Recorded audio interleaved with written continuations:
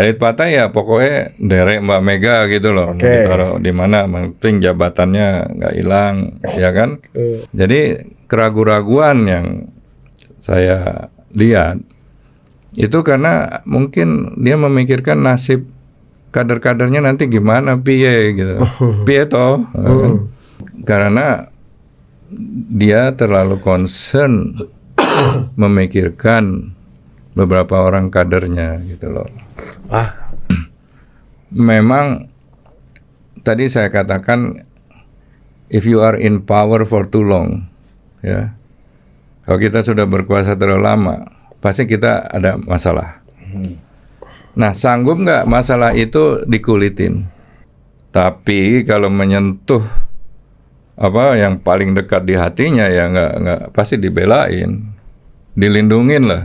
Ya, kalau ada kader PDIP yang mengatakan Laksamana nggak benar, ya silahkan dibuktiin aja gitu loh. ABG tetap ditawarkan di BIN, ya. Mbak Puan tidak diutak-atik melalui MD3, tetap ketua umum, ketua DPR RI. Itu aja coba taruh on the table. Permintaan yang Anda bilang Jokowi harus out itu is non-starter, Pak. Non-starter. Yang starter ini yang saya usulin itu. Mungkin ada mesem-mesem malu-malu, tapi iya gitu loh. Menurut saya kalau Pak Prabowo cuek aja ya udahlah. Ya, toh dia juga kasih mainan. Kalau Mega yang dimainkan ya dia mainkan juga gitu loh. Siapa yang paling mungkin main-mainkan dulu tuh? Tentu yang berkuasa lah, ya kan, Prabowo gitu loh. Kalau Prabowo iya selesai. Halo Sobat DC, kali ini saya masih akan membagikan pernyataan menarik dari mantan politisi PD Perjuangan yang juga mantan Menteri BUMN, yaitu Laksamana Soekardi, saat tampil di podcast Total Politik bersama dua host andalanya Budi Adiputro dan Ari Putra. Pada kesempatan ini, Laksamana Soekardi menegaskan bahwa Prabowo bisa juga main-main kalau Megawati main-main seperti yang diungkapkan Megawati saat pidato di Rakernas PDI Perjuangan. Bahkan, jika Prabowo memutuskan akan main-main, menurut Laksamana, Megawati dan PDI Perjuangan bisa selesai. Laksamana Soekardi juga menegaskan bahwa Megawati akan tertarik bergabung dengan Prabowo jika ditawarkan dua hal. Pertama yaitu Puan Maharani tetap menjadi Ketua DPR RI. Dan kedua, Budi Gunawan tetap menjadi Kepala BIN. Diketahui Budi Gunawan akhir-akhir ini namanya dikait-kaitkan dalam kasus korupsi timah yang merugikan negara sebesar 300 triliun rupiah. Untuk lebih jelasnya, yuk kita simak bersama video berikut ini. Kalau Pak Lak sendiri melihat ini kembali ya, dengan dimainkan balik lagi nih, gua mainkan dulu gitu kan. Itu tuh kalau memang ada keraguan ya, dalam situasi apa Bu Mega itu muncul keraguannya kan Pak Laks pernah bilang soal bulldozer dulu ya kan, ya kan, ya bulldozer kan nggak bisa ragu ya, kalau hanya perintahnya apa keinginannya pukul gitu, ya kan, kalau pikirannya pukul gitu. Nah ini dalam keraguan apa yang belum tuntas sehingga kata itu muncul menurut Pak Laks? Yang nomor satu kan jelas dia bilang kan wartawan kecele kan. Jadi dengan keraguan dia itu semua dibahas nih di Total Politik. jadi dari situ rame gitu kan, supaya attentionnya juga ke sana. Tapi kalau dibandingkan dulu waktu kita beroposisi dengan maksudnya kita tuh saya, Mbak Mega dan PDI garis miring PDIP melawan Pak Harto, pada saat itu kriteria kepemimpinan oposisi itu berbeda dengan kriteria oposisi yang diharapkan sekarang ini. Pada waktu itu memang harus bulldozer, keras kepala, ya nggak ragu-ragu, ya, dan tidak takut-takut. Ketakutan itu kan kalau bersalah, Pak. Kalau nggak bersalah ya nggak usah takut kita. Nah, itu cocok Ibu Mega. Makanya saya katakan bulldozer maju terus sampai rumah hancur. Ya. Tapi kan sekarang membangun rumah baru. Bulldozer nggak boleh dipakai lagi, harus parkir di garasi. Arsitektur, civil engineer, ya kan, listrik, itu yang dipakai. Nah, kalau dulu seperti itu, sekarang zamannya udah berbeda, dan dalam perjalanannya organisasi politik yang dipimpinnya juga mengalami suatu evolusi, ya. Tidak semurni lagi seperti zaman dulu, karena udah pernah berkuasa, pernah mendapat privilege, pernah macam-macam lah, ya. Jadi apakah berani dikulitin gitu loh? Jadi keraguan-raguan yang saya lihat itu karena mungkin dia memikirkan nasib kader-kadernya nanti gimana, piye gitu, piye toh.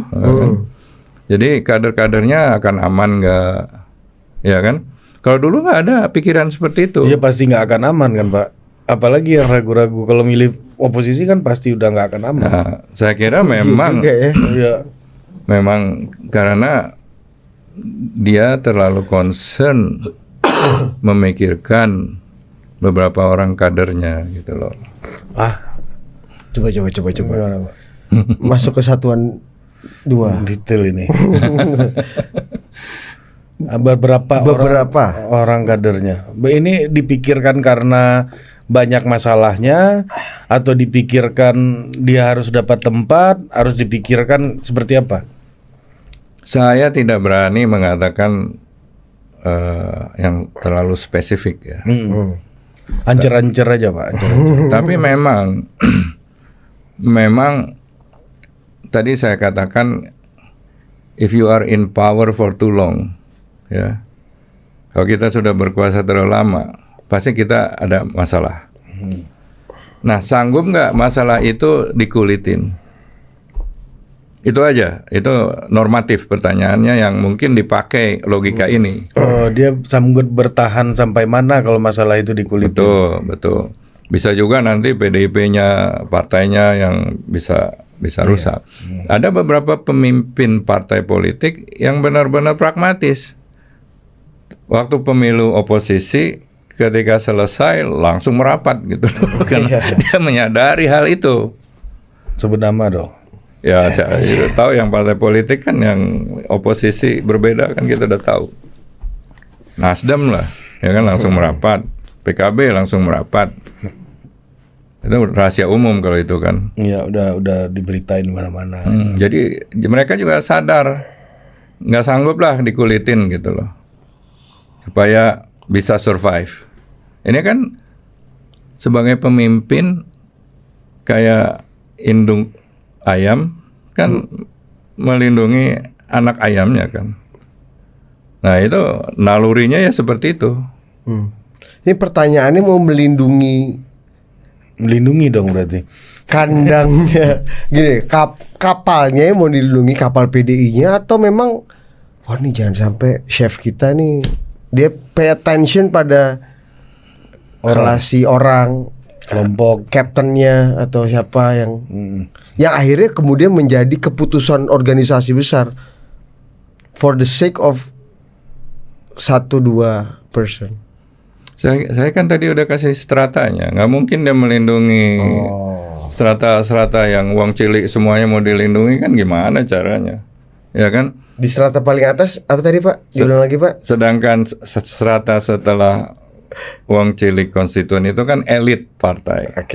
Elit partai ya pokoknya derek Mbak Mega gitu loh. Ditaruh di mana, penting jabatannya nggak hilang, ya kan? Nah, ada lagi yang family itu. Family concern, CV gitu kan.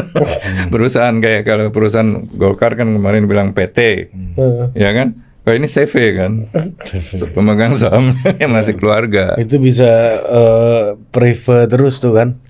Kalau Ya, CV kan bisa bagi hasil setiap saat kan. Benar. Jadi saya Kalau kira PT kan harus RUPS. PT kan Kalau bisa CV nggak ada represen. Nggak ada, bisa prefer dan langsung. kalau udah go public sahamnya bisa dibeli orang juga. Jadi saya kira Dan anggota CV tadi siapa Pak?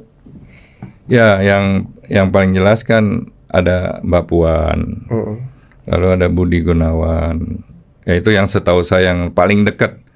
Ya, kalau ada kader PDIP yang mengatakan Laksamana nggak benar, ya silahkan dibuktiin aja gitu loh. Pak Hasto enggak Pak Hasto sekjen kan administratur, masuk ke lingkaran itu. enggak. Dari dulu sekjen nggak pernah ada yang masuk lingkaran. Udah menjadi bagian keluarga yang harus dilindungi dengan atensi spesial nggak? Saya kira kalau ada apa-apa dengan kader lain ya seperti yang dulu-dulu ya apakah dibantu saya juga nggak tahu, kan nggak pernah ada yang dibantu. Ya ada dulu waktu kasus travel check PDP kan satu kloter tuh masuk tuh. Kalau satu kloter masuk siapa yang tanggung jawab kan sebenarnya, tapi nggak ada yang bertanggung jawab. Tapi apakah dibelain? Kan masih bisa dibela dong. Ya telepon apa gimana gitu loh. Termasuk banyak yang masuk di situ, teman-teman saya juga nggak ada yang dibelain. Tapi kalau menyentuh apa yang paling dekat di hatinya ya nggak pasti dibelain, dilindungin lah. Harus ada prioritas juga sih. Tapi masalahnya kemarin di Rakernas itu Pak, beberapa bagian dari CV yang tadi identifikasinya Pak Laks ya, itu kayaknya hanya Mbak Puan yang ada. Mas Nanan nggak ada. Nanan kan nggak masuk CV tadi. Mas Nanan nggak masuk CV. Nanan kan Keluarga kan. ya keluarga yang afiliasi apa istilahnya baru-baru belakangan ini aja. Oh. Ya. Saya nggak tahu kenapa dia nggak datang acara penting seperti itu. Kan kalau di Partai Komunis Cina ada yang nggak datang langsung masuk handline dan orang memperhatikan kemana dia gitu loh. Hah? Biasanya ada di jajaran depan. Tapi kan ini bukan partai komunis. Nggak, saya ngomong Partai Komunis Cina. Logikanya kalau ada pengurus inti yang biasanya nongol terus tidak nongol, kalau di China kan dibahas tuh. Apakah udah ditendang, apakah kenapa? Jadi spekulasi orang lah. Oke. Kalau satu lagi Siapa? Pak Budi. Pak Budi Gunawan nggak hadir Kan ya nggak waktu itu ya. Analisa Bapak. Ya mungkin he's playing a netral, memainkan kartu netral gitu. Saya nggak tahu ya. Saya kira What for? sekarang gini deh. Untuk jawab itu mungkin kalau saya jelaskan kan saya nggak tahu. Tapi ini ada logika. Kalau Pak Prabowo mau mengajak Megawati masuk koalisi pemerintah, ada yang mengatakan Pak Budi Gunawan tetap jadi BIN. Ya. Kalau diusulkan nih, lalu Mbak Puan tetap jadi ketua DPR, MD3-nya tidak diganggu gugat. Usul aja ke Mbak Mega gitu, pasti masuk dia. Mau jadi koalisi pemerintah. Itu ada yang berpendapat seperti itu. Tapi Pak Laks setuju sama itu. Hah? Sama pendapat itu. Kalau saya setuju nggak ada gunanya. Memang Prabowo setuju. Enggak, preference. Kalau Oh itu saya lihat lebih memungkinkan. Ini kan kalau maksudnya Pak Laks setuju nggak sama pendapat kalau mau menaklukkan Bu Mega ya you dealing with two things ini aja, satu dan dua. Itu prioritas mereka sih. Ya ditawarkan aja coba. Dan itu suatu hal yang masih paling possible. Kalau yang lain nggak possible lagi. coba kalau orangnya Pak Prabowo nonton nih. Ya silakan. Nah, Ini kan apa tadi tawarannya yang kemungkinan besar Pak BG tetap ditawarkan di BIN. Iya. Ya. Mbak Puan tidak diutak-atik melalui MD3 tetap ketua umum. Ketua DPR. Ketua DPR RI. Itu aja coba taruh on the table. Saya lebih dari 50% yakin itu. Kalau 100% kan enggak. Lebih 50% humble banget Pak. Di atas 80 lah ya kan. Ya Pak, ya enggak 100% lah. Yakin Bu Mega akan terima, Saya yakin akan bergabung dengan Pak Prabowo. akan bergabung. Tapi pertanyaannya apakah Pak Prabowo formulanya mau? Udah ada formulanya ternyata ya. Iya. Saya Itu kira- nggak rumit ya, maksud gua formulanya itu kan ada yang bilang Pak, izin Pak, sorry, Pak Jokowinya harus out dulu. Oh Mas Menteri nggak mau hubungan sama Gibran gitu-gitu Pak. Pak SBY-nya juga harus nggak boleh ketemu gitu-gitu Pak. Kan ada Pak SBY ada Pak Jokowi di situ. Ternyata formulanya menurut Pak Laks nggak terlalu rumit ya. Itu formula yang workable Pak. Kalau Pak Jokowi disuruh ditendang ya kasihan Prabowo-nya dong, susah dia. Nggak workable untuk Pak Prabowo. Dia kan mau justru ingin mau menyatukan mantan presiden dalam presiden club, dan Pak Jokowi kan juga mitranya Pak Prabowo dalam pemilu kan, ya kan, dan Pak Prabowo juga mencanangkan dalam kampanye meneruskan program Pak Jokowi. Jadi saya kira kalau permintaan yang Anda bilang Jokowi harus out itu is non-starter Pak. Non-starter. Yang starter ini yang saya usulin itu. Mungkin ada mesem-mesem malu-malu tapi iya gitu loh. Jokowi out pun, tapi kalau dua hal ini nggak ditawarin juga Nggak bakalan. Iya, jangan bukan Jokowi faktor ya. Nah, Jadi bukan Jokowi yang menghalangi PDI masuk ini sebenarnya. Tapi berat nggak buat Pak Prabowo mengabulkan itu dalam tanda kutip? Menurut saya kalau Pak Prabowo cuek aja ya udahlah. Ya, toh dia juga kasih mainan. Kalau Mega yang dimainkan ya dia mainkan juga gitu loh. Ya kan, nggak berat-berat amat. Tetapi logika peraturan bahwa pemenang pemilu itu otomatis ketua DPR, ya, itu hanya berlaku ketika sistem itu ada dalam satu koalisi. Dalam satu koalisi nih kita bertiga, Anda Pak Budi paling besar ya, Anda silahkan. Tapi kalau ada siapa aja oposisi dia besar, masa dia di bawah gitu akan mengganggu dong. Oh, oke. Iya kan? Pemenang pemilunya ada di luar pemerintahan. Betul, logikanya nggak jalan gitu loh. Sementara ada di luar pemerintahan. Iya, makanya Pak Prabowo mau merangkul. kalau dirangkul, jadilah itu MD3 nggak diganggu. Toh ketuanya juga dalam satu koalisi. Paham, Pak. Hah? Logikanya kan gitu, Pak. Iya. Ngapain ketua DPR di negara manapun nggak akan mau oposisi. Pak, yang lebih butuh kepastian lebih cepat itu Pak Prabowo atau Bu Mega dalam konteks ini ya? Kan kita pengen deal nih Pak. Kalau deal properti kan salesnya yang berkepentingan untuk kita closing segera kan supaya nggak lari nih klien nih. Siapa yang paling mungkin main-mainkan dulu tuh? Yoi. Tentu yang berkuasa lah, ya kan, Prabowo gitu loh. Kalau Prabowo iya selesai. Nah, gimana menurut kalian? Apa setuju dengan pandangan Laksamana Soekardi? Yuk komen di kolom komentar. Sampai jumpa.